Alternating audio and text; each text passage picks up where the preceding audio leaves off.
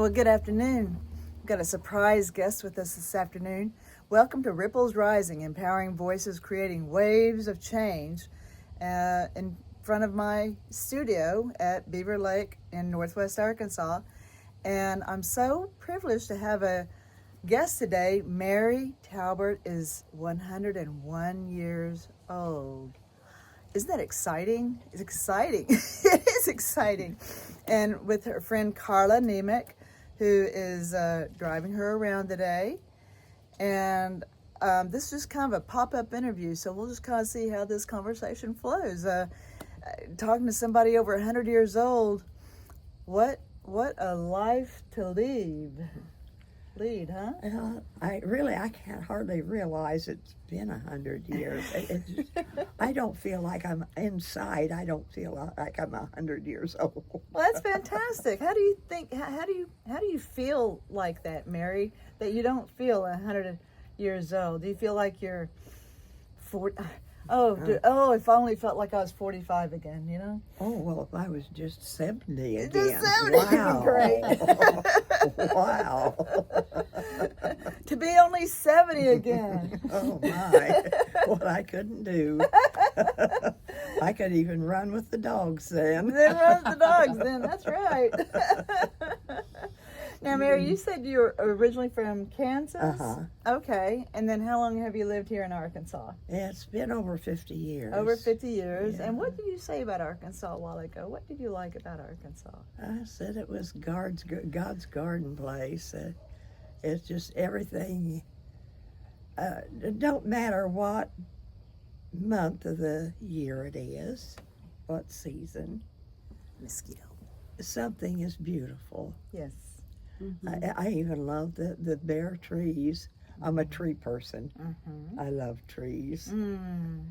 Somebody talked about trees hugging you. So that sometimes if you get by a tree, it could hug you. I don't know. I don't know about that, but I just Only love in the trees. Wizard of Oz. it hurts me to see one being cut down. I can't understand it. Oh, I know. It's like some of these, the backgrounds here, these pine trees and trees here is what my dad and my stepmother had planted, 50 years ago. Yeah, I was going to say they've been there a good long time. Yeah, 50 plus years. So, yeah, trees are beautiful. And excuse the mosquitoes out here right now. Yeah. But Mary is an artist. She loves to paint. She's done some very beautiful paintings. Talk a little bit about some of your paintings. I'm sorry we don't have any off the cuff here. Oh, well,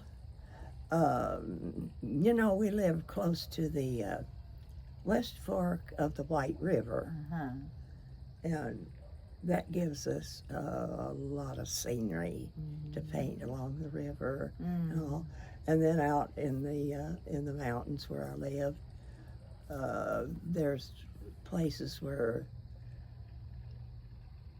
there's creeks run through, and they used to use them for swimming holes. Okay.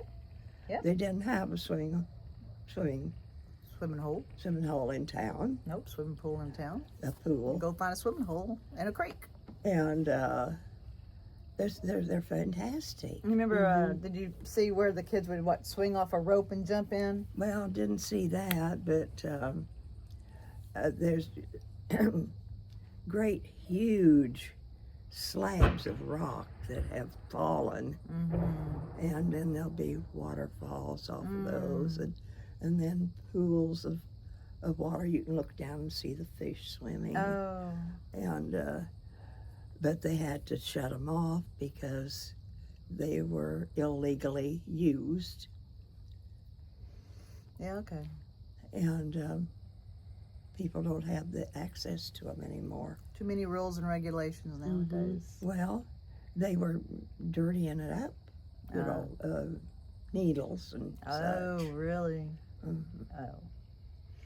Really sad. Place for But I this one close to me, I got a stack of photographs when it was accessible. And I painted many pictures from that. Pretty. Yeah. Cool. Well, let's talk. I met Carla a year ago about Mary's opening of her art gallery, of the art gallery, a year ago. But Carla was telling me, and Carla is an advocate for Mary. And Mary said something very important a while ago, that everybody needs an advocate in whatever situation you're in, because we have 2 ears and 1 mouth, but sometimes it's better to have 4 ears and maybe 1 or 2 mouths if necessary. So Carla has been a very good advocate for Mary. So let's talk about advocacy and some of the trials and tribulations you've encountered about home care, getting home care here. I'm going to say in the state of Arkansas. I'm in the state of Arkansas. We're talking about home care in the state of Arkansas, but let's not even specify it could be home care anywhere in the United States, because there's always difficulties, because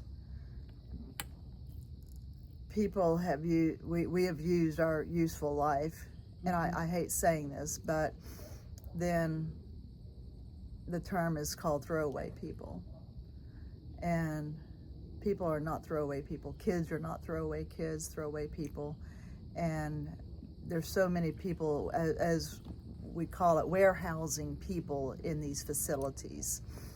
And it's more important where people, or most important, where people want to age in place, age at home, and be home where they're comfortable. And it is less expensive on the taxpayers, on the government, if people can age at their home.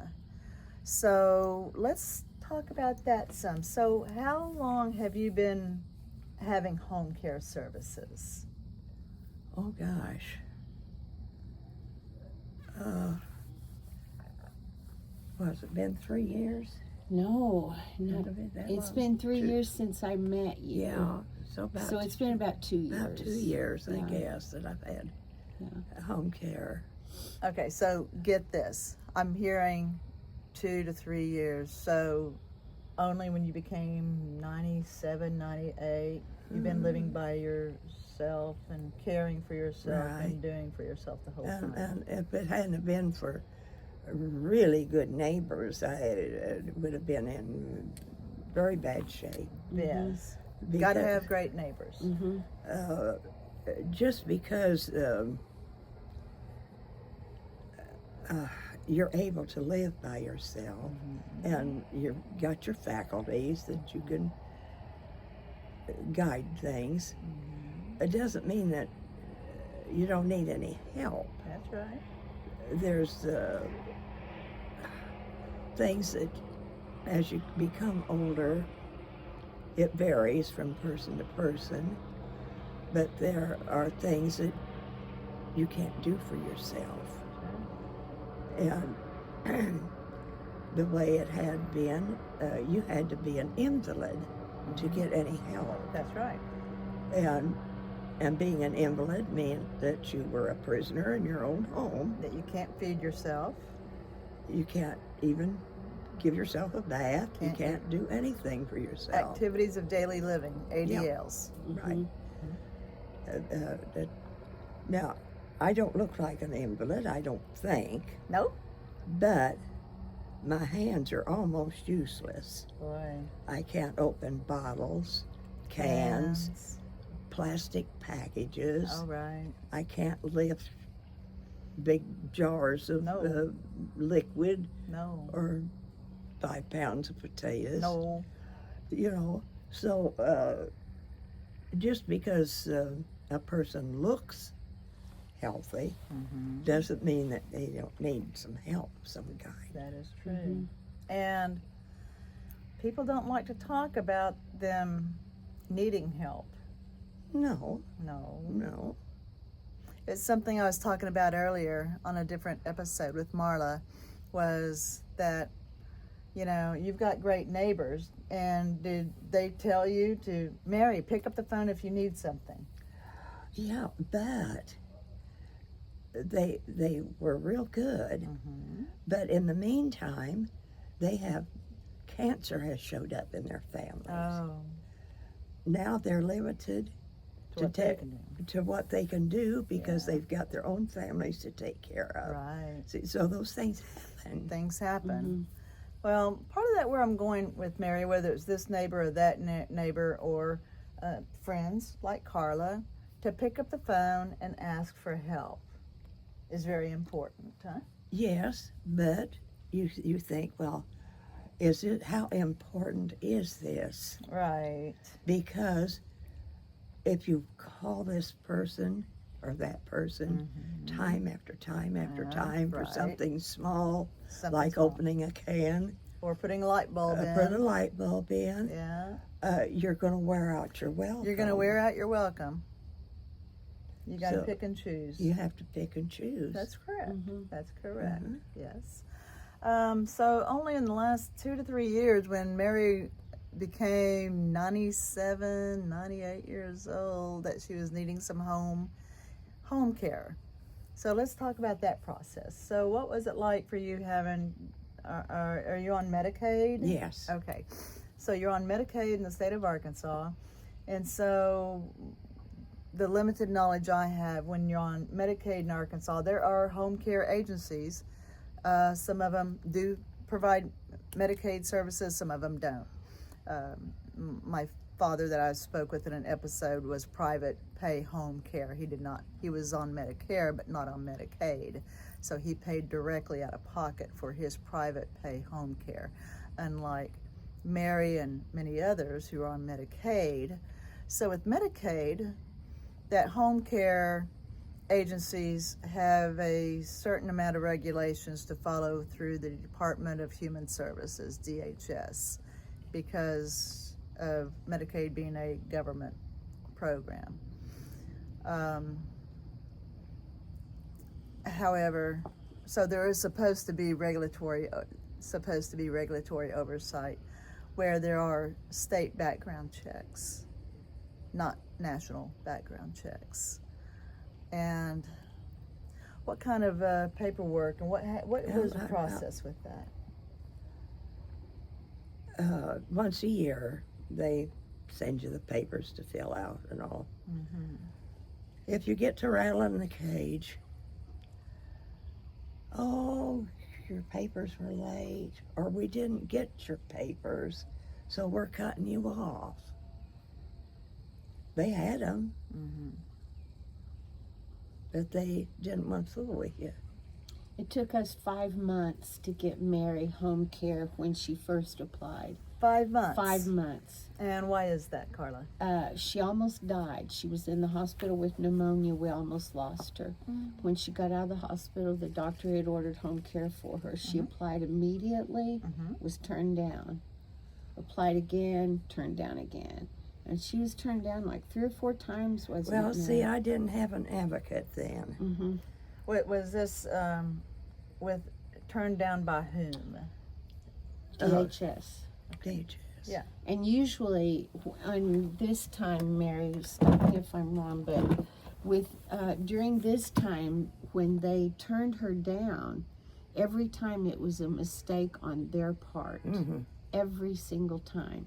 Like once, just an example, they sent her papers back saying they'd canceled her out. And once they cancel, you have to start all over again. So it's really hard. And they canceled her out saying that she didn't provide the proper information about her funeral home, the policy with her funeral home and all. So we had to contact the funeral home. We looked back at the papers that she had sent in. They already had the exact information that they had asked for. It was on the papers that she'd sent in, but they'd just missed it. And so as a result of their missing it, Mary had to start. Oh my goodness. Oh. Oops. Oh. Wow. A tree branch just fell. Welcome to nature. Yeah. There's a live tree branch. It just Uh-huh. split off. Yeah. Okay. So anyway, after that, we had to go back to the funeral home. The funeral home, they were so wonderful, and they said that they went through this all the time. So they were very in tune with it, and they helped us. Why does DHS have to have the funeral home information? Because I had insurance Mm-hmm. that I designated for burial insurance. Okay. They didn't, you know, some of your insurance is definitely for burial. Mhm. Other is life insurance. Right. Well, I had life insurance. Oh. Okay. Okay. I signed it over to the funeral home Oh. so that the Medicaid wouldn't scream about the money I had. Okay. Well, because it was not strictly burial insurance, Mm-hmm. we went through all of this. Yeah, it was a lot. A lot of paperwork. And I tell you, it's really hard too, because now I've noticed this with Mary. She'll call me as soon as she gets a letter from DHS, because we have been through it so much the last couple of years with them. Yes. And when I go pick up the letter from her, because what I do is I scan it, I send it to this great man who has helped us so much. He works with sources. And I'll scan it and send it to him, and he gives us guidance and what to do. And thank God for him, or we would just be lost. Yeah. But I'll go pick it up from Mary. And the last time I remember specifically, she was literally sitting there shaking. Mm-hmm. She was sick for 2 days because now she gets her letters and she worries about it so much. Oh, are they going to cancel me? Am I going to lose my home care? How many times have you been canceled? How many times? Oh, 3, 4, 5 times. Okay.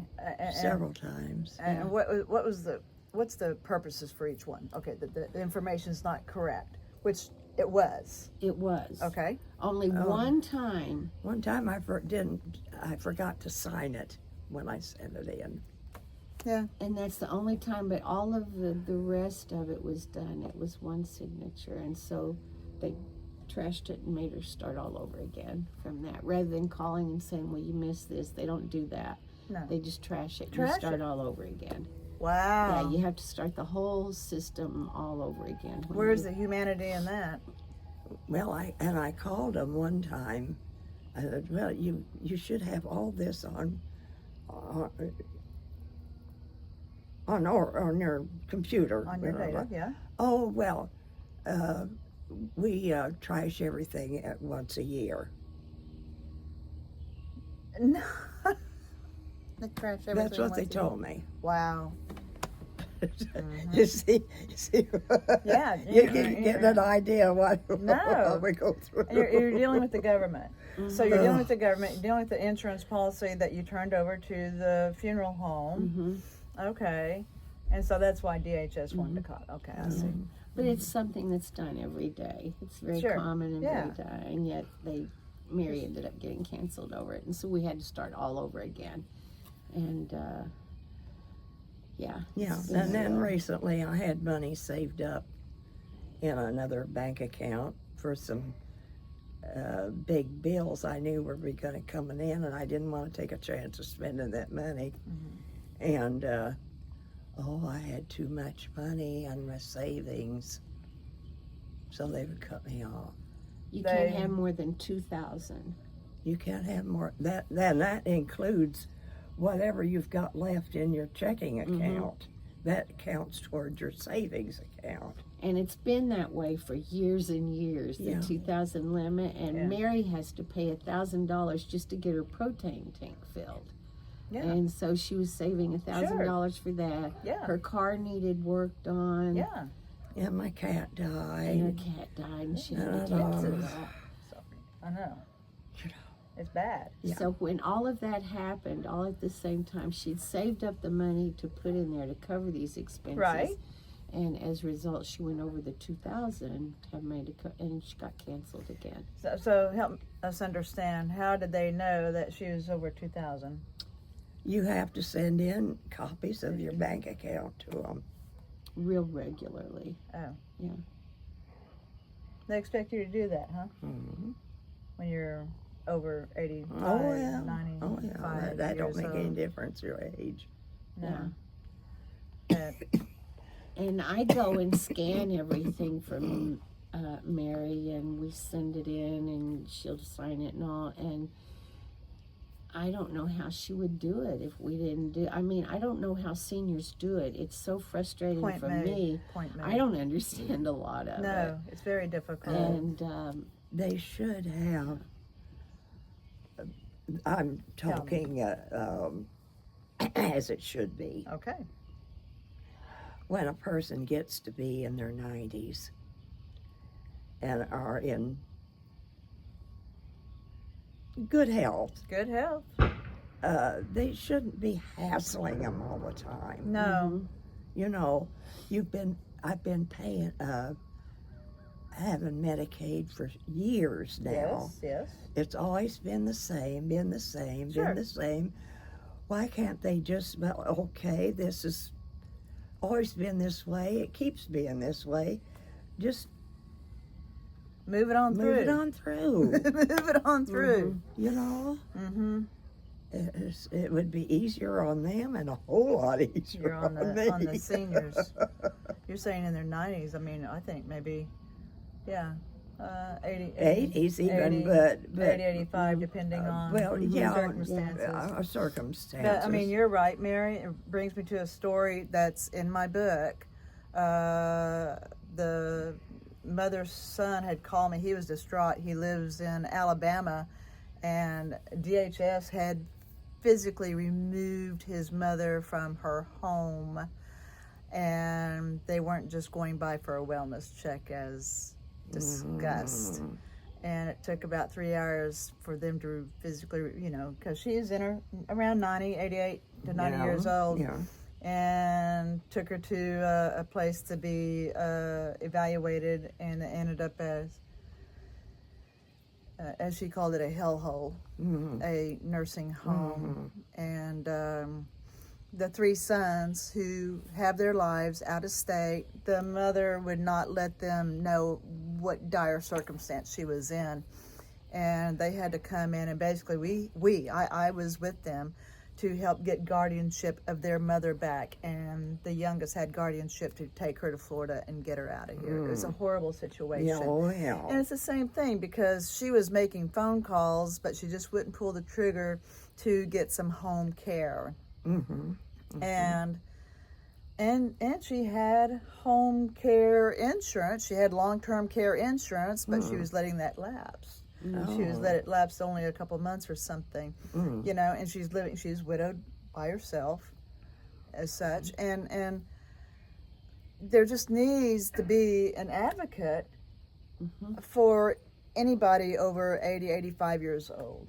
Period. You know, my God, to imagine somebody 97 to deal with all this paperwork, and you're doing what you're supposed to be doing, and then they don't receive it, or it's in the wrong department, or it's disappeared. And I guess you're supposed to hand walk it to the post office to certify it. Yeah, it just. So somebody will sign for it to make sure they do get it, but then it's lost after that sometimes. Yeah.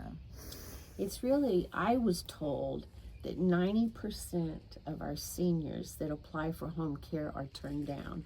Only 10% receive it. The reason is all the money goes, the Medicaid money.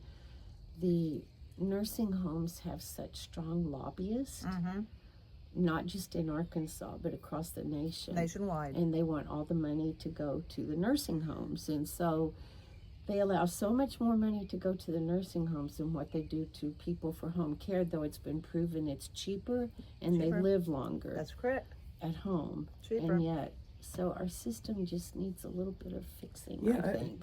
It's real Needs odd. an overhaul. Our system needs an overhaul. Real odd thing. My daughter, I had to become a guardian for her, and she was in a couple of different nursing homes. How old was your daughter? Well, 20 years younger than me. Okay, that's why I'm asking. I mean, Yeah. And both of those nursing homes, after she was released from them, they sent me a refund, oh, they sent you a refund. both of them. And the only thing I know is they're paid by the government for providing exercise things, which she did not participate in Right. at all. In fact, the one nursing home almost starved her to death. Well, I don't get started on that. But, yeah, both places sent me a refund. Were they on Medicaid? Mm-hmm. Bring me to another short story, and we got to wrap it up. But one of my friends whose father was getting home care in East Arkansas, that the caregiver didn't show up for about 4 or 5 days. For that week, she didn't show up. And as the daughter says, well, you know that agency got paid, Jackie. So, you know, the trickle-down effect, there's no, even though it's DHS regulatory oversight on these home care agencies, who from DHS, have you seen anybody from DHS at your house, Mary? Have you seen anybody from DHS to ascertain, to evaluate you, talk with you, to talk with the home care agency about your care? Well, let's see. No, the gal that came today, she was from the home care place.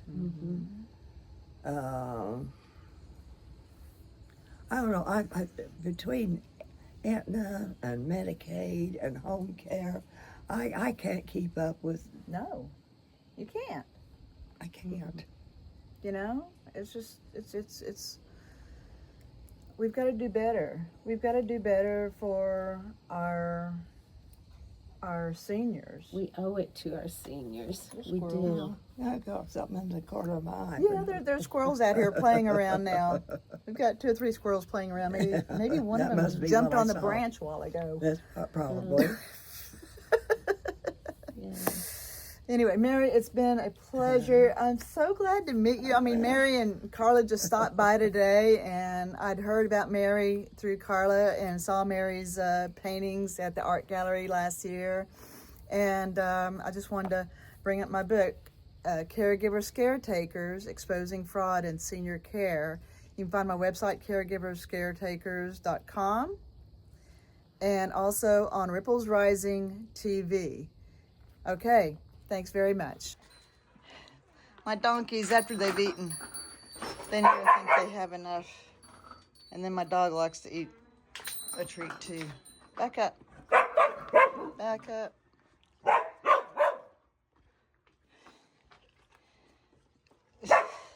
Oh, back up. Back up.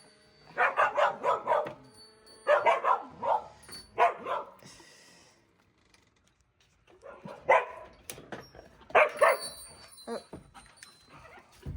There you are.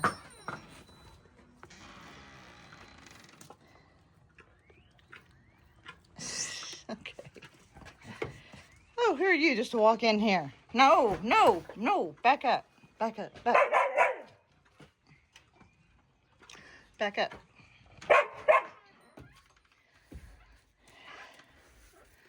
Shut the door. I want to shut the door.